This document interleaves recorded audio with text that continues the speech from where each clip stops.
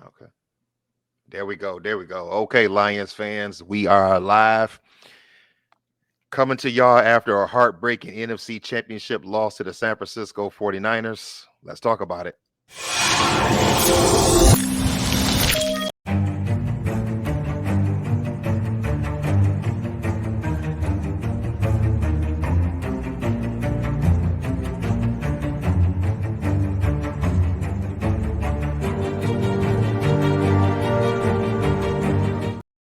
Sorry about that. I hit the wrong button.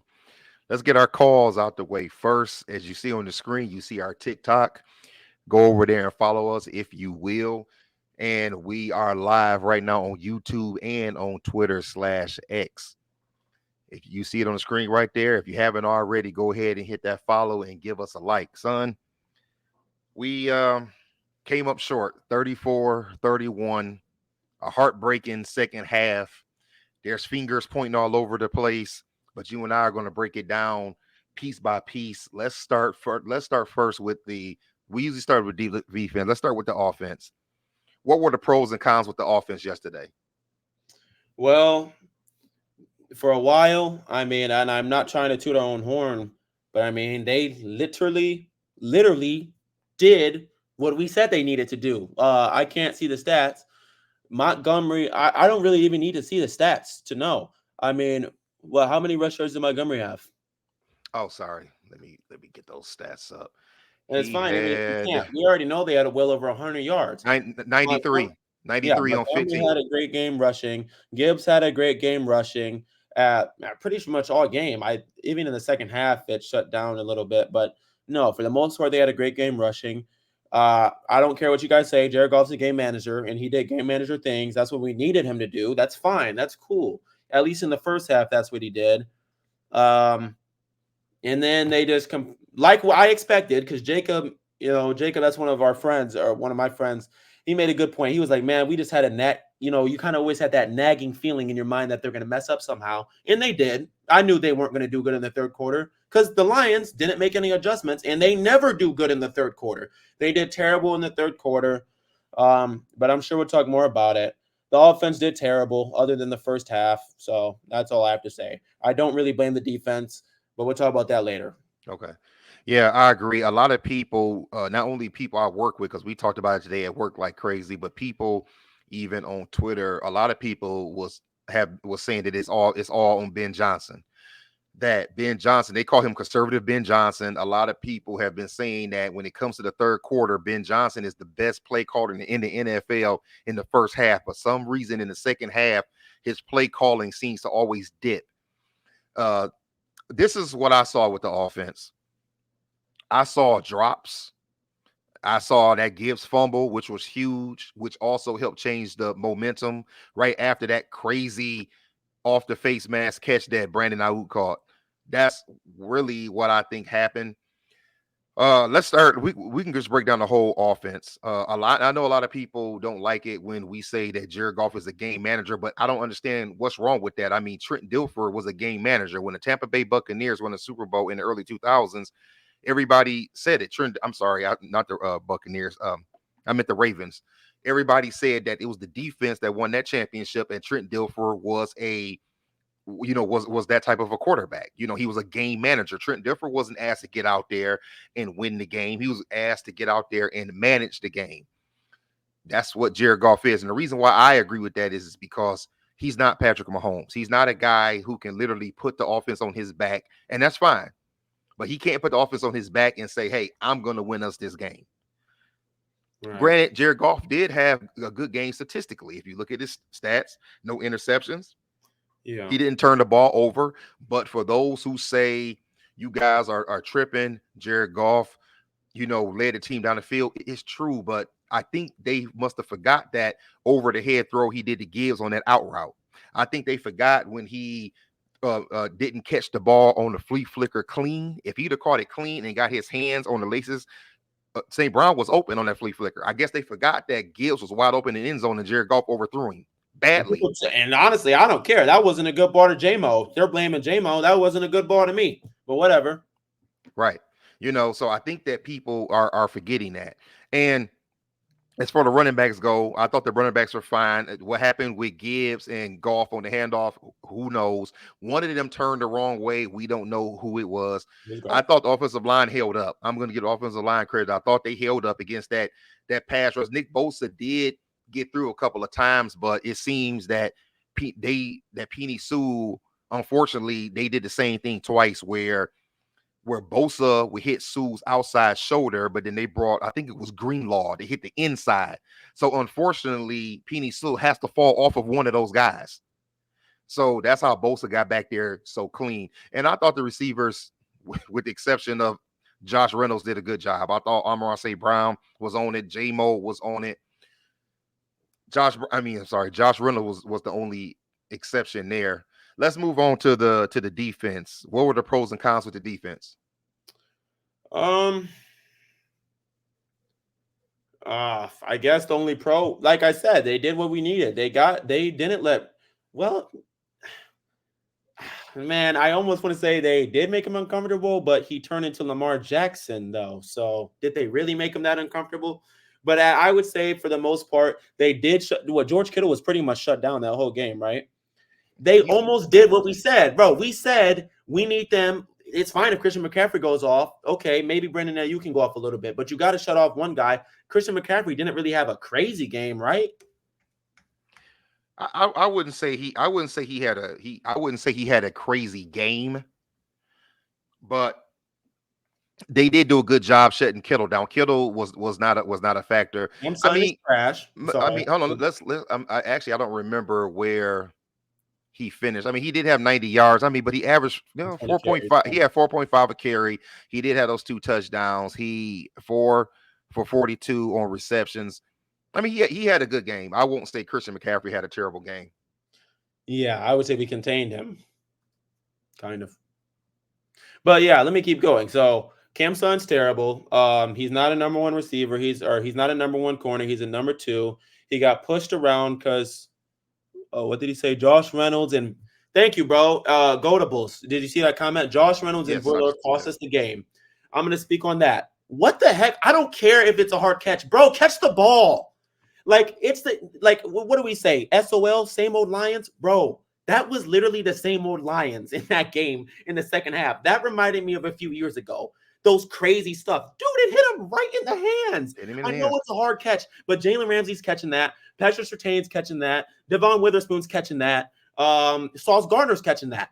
Okay? Any other elite corners catching that ball. They're not gonna let it somehow bounce off their face mask and the dude catches the ball. Like, are you serious? Worst case scenario, he could have knocked the ball down. Yeah. You get what I'm saying? Worst case scenario, I mean, yeah, I get it. I get that he was kind of airborne. I get all of that, but worst case scenario, he could have knocked the ball down. But that did feel like that. That felt like something that used to happen to the Lions. The Yeah. way that ball hit him in the face mask and IU catches it, that did feel like something happened to the Lions. As far as my take on the defense is this: I thought that the front four was pretty decent. Pascal to me made a difference. I think that he's going to be pretty good because now that he's starting to be healthy. We can talk at another time, son, about what we think the team needs to add. I thought the linebackers did a pretty decent job.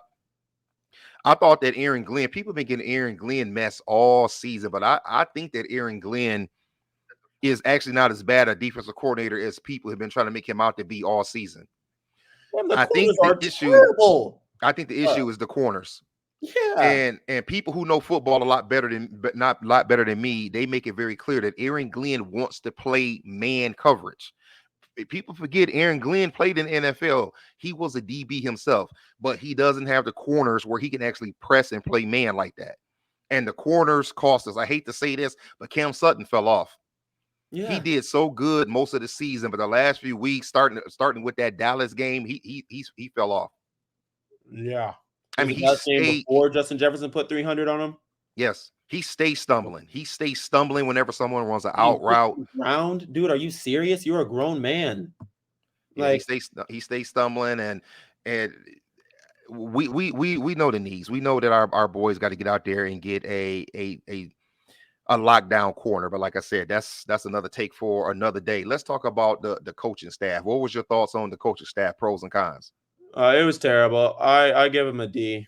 Um, it was just terrible. I'm sorry. People are saying, don't point fingers at Dan Campbell. Bro, Dan Campbell lost us the game. Dad, remember last year? He cost us the playoffs last year. I'm trying to remember what game it was, but there were games that we would have won the year before. We would have went to the playoffs if Dan Campbell wasn't so aggressive. People say aggressive play style won us the game. Bro, it's the NFC Championship game. Right. And what if you're gonna go for it, you should have went for it in the first. Remember, it was the first half when we were like 5 yards away from the end zone. Yes. Then that would have made sense to go for it. Then it doesn't make sense to go for it to tie up the game. It makes no sense. And Jacob made a good point. I guess he did it twice. I forgot he did it in the third quarter. And I know Josh Reynolds dropped the ball, but who cares? Stop going for the NFC Championship.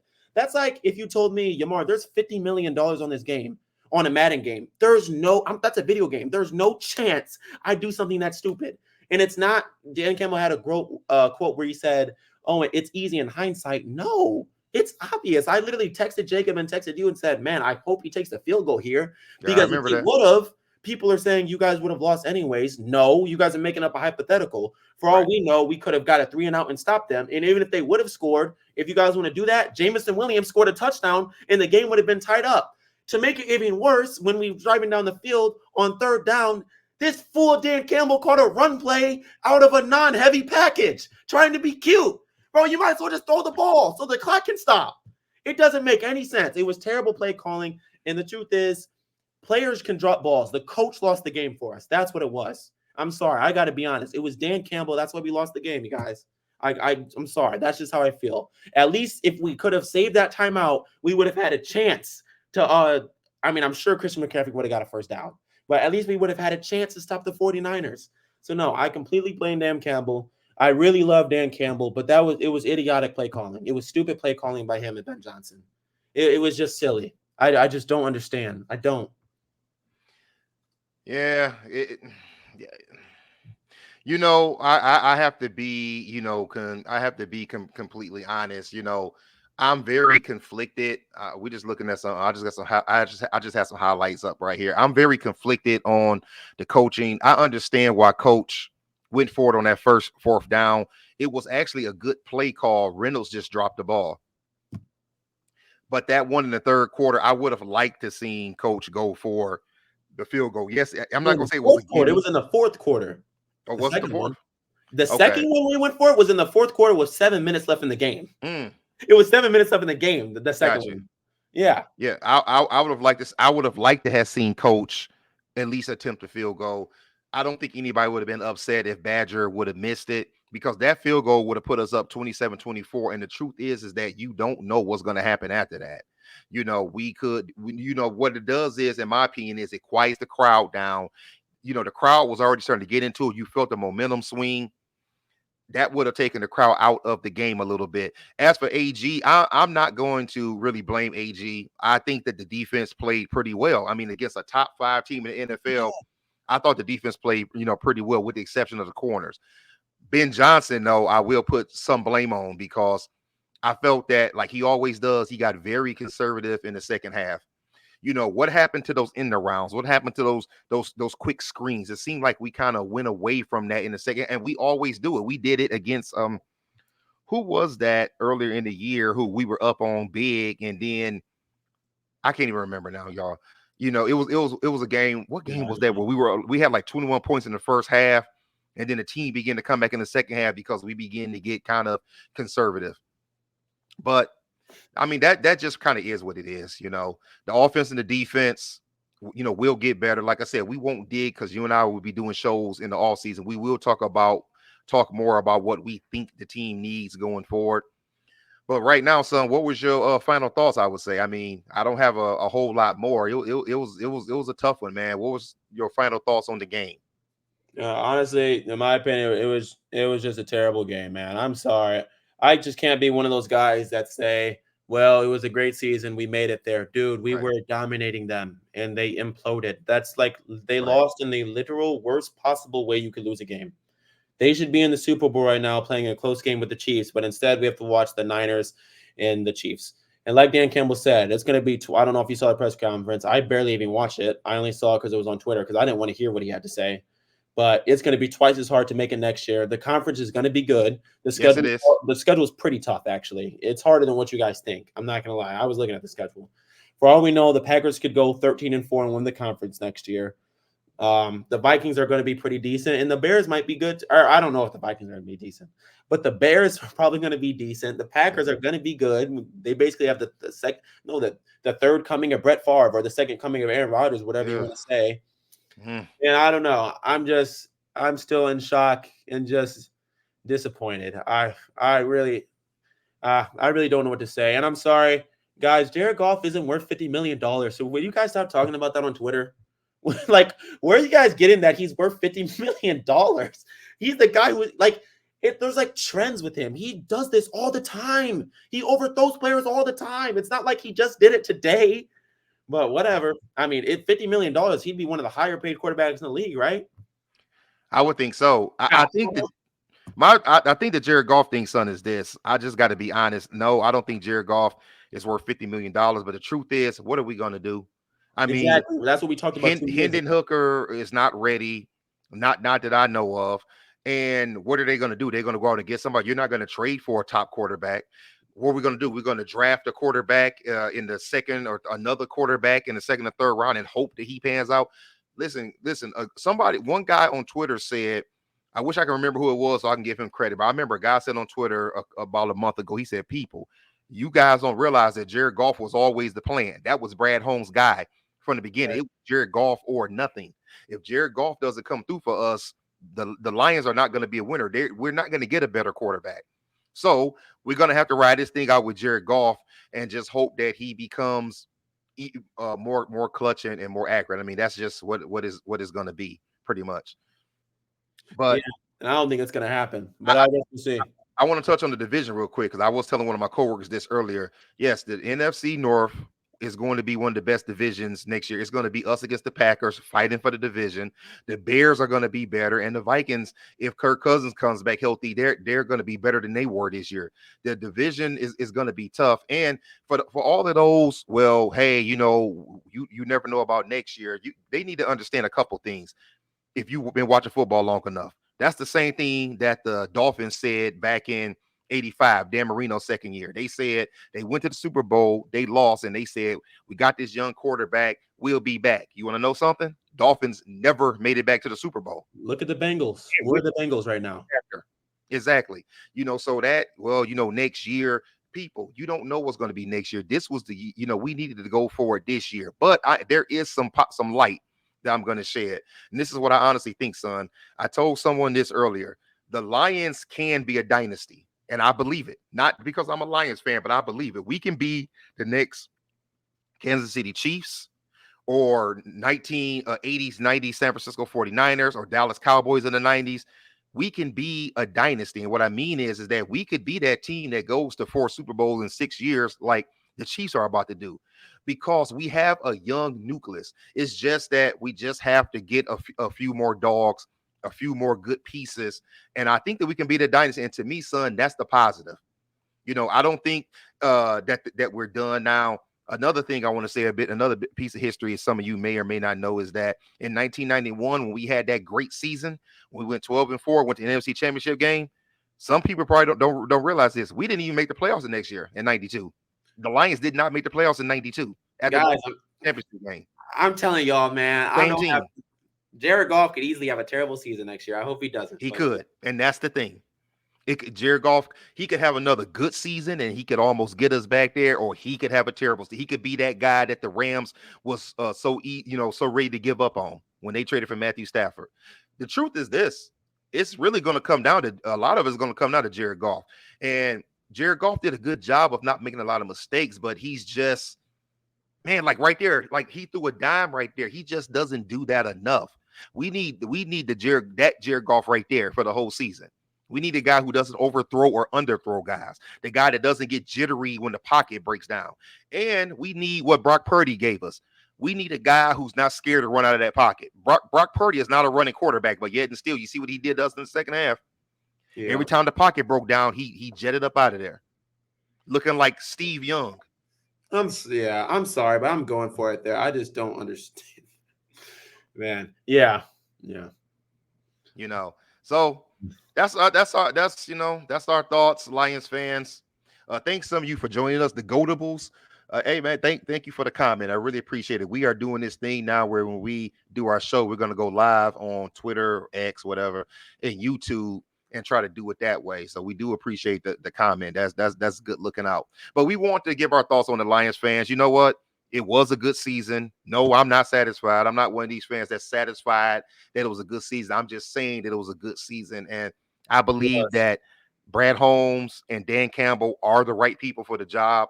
I believe that they can get us there, but I'm gonna agree with something you said, son. When the playoffs is different from the regular season, we love Dan Campbell. And people, I said something to somebody on Twitter earlier. I'm sick of people saying, "Oh, why people hating on Dan Campbell?" We actually love Dan Campbell. It's Yeah. just that, and he is the right man for the job. He's changed the coach. It's just that, coach, when we're that close to the Super Bowl, you have to try to go for the points. And if Badger misses it, we could put it on him, and We'd we all can be we can blaming. yeah, Right. we can say, hey man, coach tried to go for it.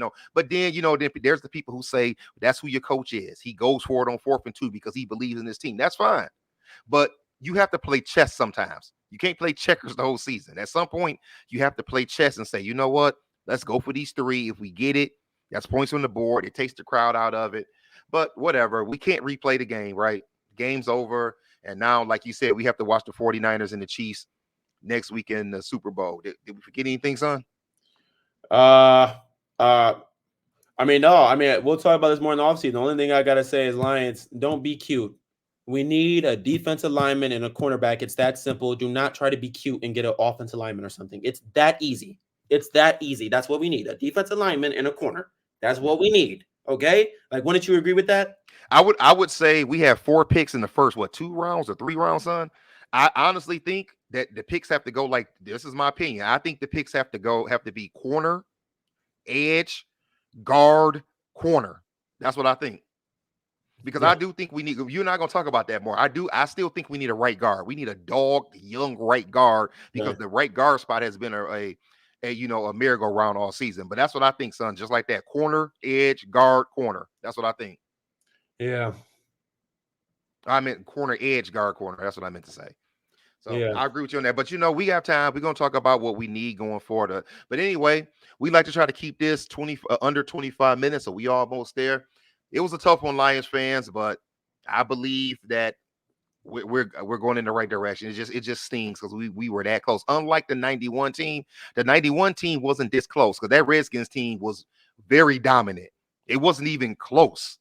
Yeah. And when we kind of knew that this was right there, and we knew it yesterday, Saturday, that our Lions had a chance. Unlike 91, we pretty much had almost no chance, to be honest. This time we had a chance, but whatever, We had a chance to let's win it all. I would have liked the Lions versus the Chiefs, but yeah. that'd have been a good game. I think so too. But on to 2024, people. Well, son, if we didn't forget anything, I guess we holler at y'all next time. Peace. Peace.